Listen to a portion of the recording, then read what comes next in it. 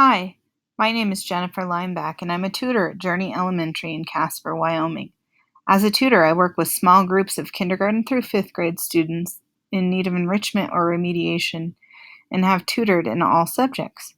Because of this, I'm very flexible with what I do on a daily basis. Some of my groups are pulled out, and others are done in the classroom, with me acting as a co-teacher with a classroom teacher. This allows me to also get to know and help students who are not necessarily on my tutor roster. With that being said, I don't feel like my classroom action plan for assessment will differ very much from that of a classroom teacher. It just may be more broad. So step one is, for me, is to determine the needs. And I would do that with my RTI MTSS team based on teacher input and the screeners that we use, like Lit First, Advantage Math, Ames Web, and other screeners like that. And then we also use summative assessments from last spring to determine student need, and then student history, maybe if they had been in tutoring in the past, and I might consider having them be in tutoring again.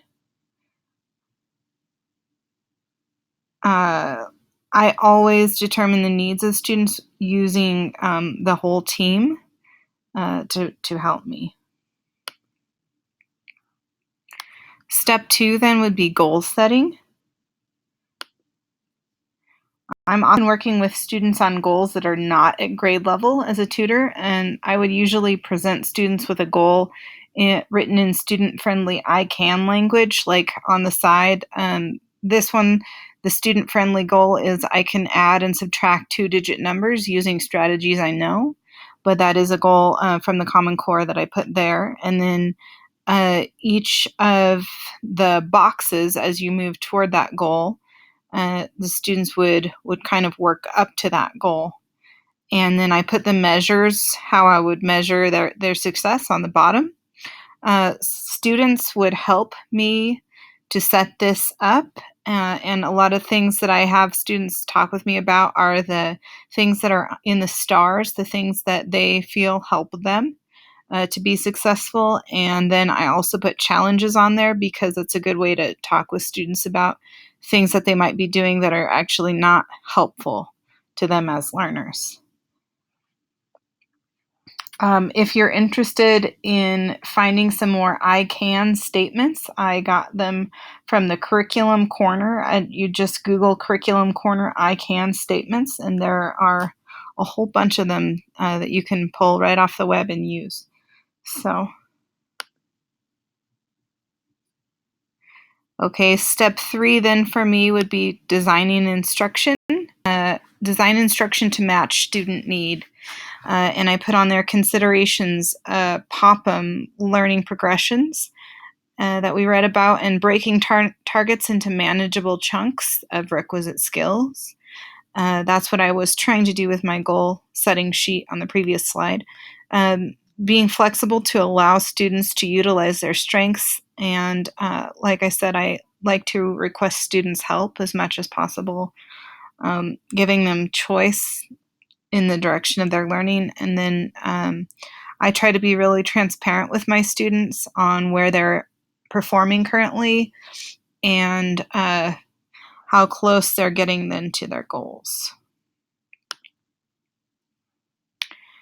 Okay, so then I call the next step, step 3.5, which is the focus on formative assessment. And I called it that because really the formative assessment should be designed at the same time as the instruction, because it's really just a piece of that. So on there I put some of the ideas that I really liked from the Dodge book, and my considerations on focus for formative assessment would be having a quick response time, using that feedback and feed forward from Hattie and Timberly, maintaining focus on habits of mind of effective learners. I really want my students to be using their growth mindset to persevere, to use different strategies and not give up. So those are things that I focus on. And I also want to increase the higher order thinking in all grade levels and in all areas of difficulty, which I had not done previously. And so that will be kind of a new focus for me. And then step 4 is for me making assessment drive instruction. So in order to do that, I would utilize co-teaching strategies in small groups. Again, there's feed up, feedback, and feed forward.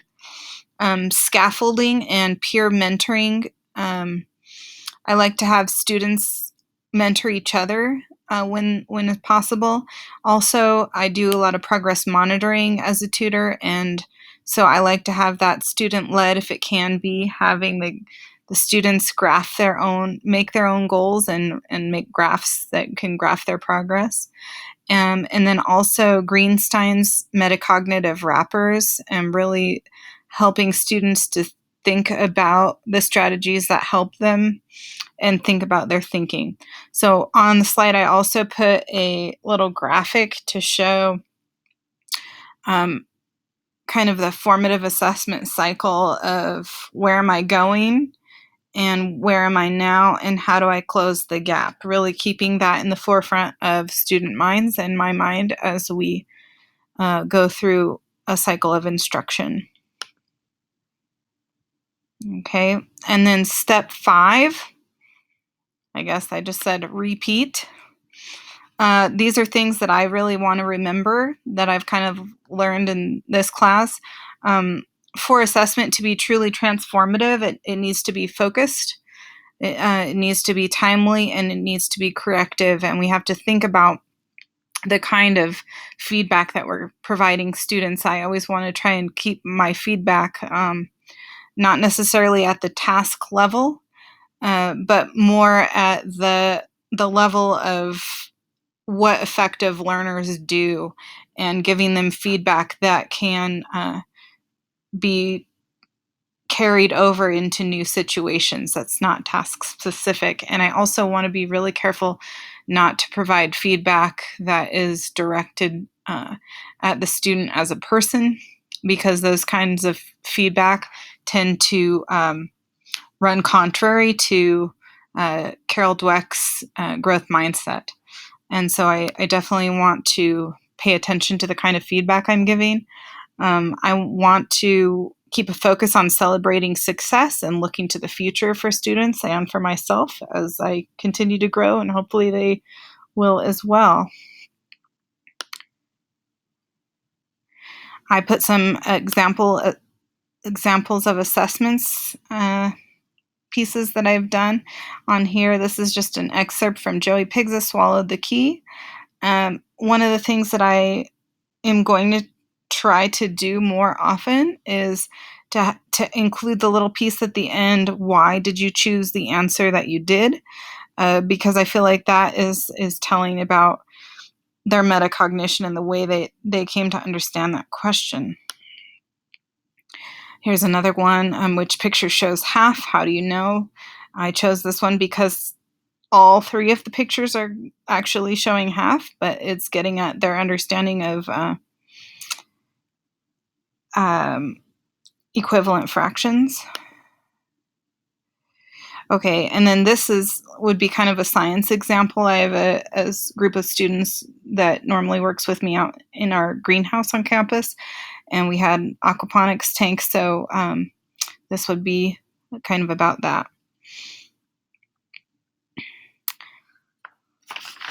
Okay. So in conclusion, thank you very much for allowing me to learn from you. I've really enjoyed this class and gotten a lot out of it.